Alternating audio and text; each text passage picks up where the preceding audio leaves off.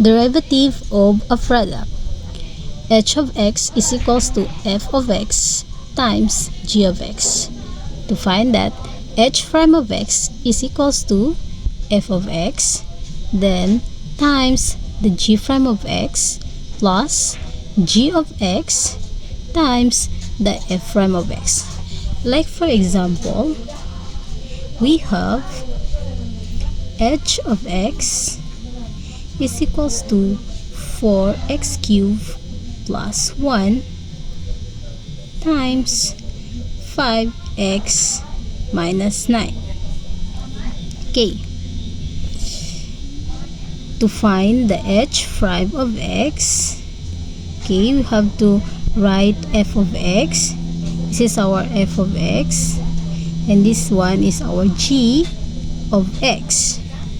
Okay, f of x, we have 4x cubed plus 1 times our g prime of x is, okay, we have to write 5x, okay, power rule 1 minus 1, okay, the derivative of a constant, that is 0, okay, plus, okay, g of x is 5x minus 9, and then times our f prime of x, okay, this one, derivative of this one, so we have to write 4 times the exponent 3, and then x, okay, 3 minus 1, that is power rule, okay, and the derivative of a constant is 0. Okay, we have, okay, 4x cubed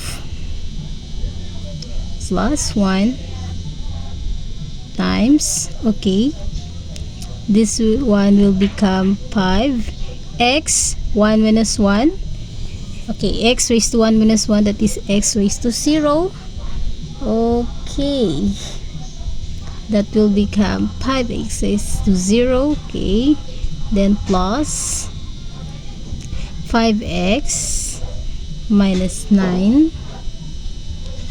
and then 4 times 3, we have 12x, 3 minus 1 is 2, okay, and then, okay, 4 times 5 is 20, 4x cubed times 5x raised to 0. Okay, what we're gonna do with 5x raised to 0? So we have to note that x raised to 0 is equals to 1. So this one will become 5 times 1, that is 5. Okay, now 4 times 5 is 20x cubed, and then 5 times 1, that is 5, then the plus sign, 5 times 12, that is 60x cubed, yes, x times x squared, that is x cubed, and then 9 times 12, that is 9 times 2 is 18, carry 1, 9 times 1, 9, plus 1 is 10, that is 108 x squared.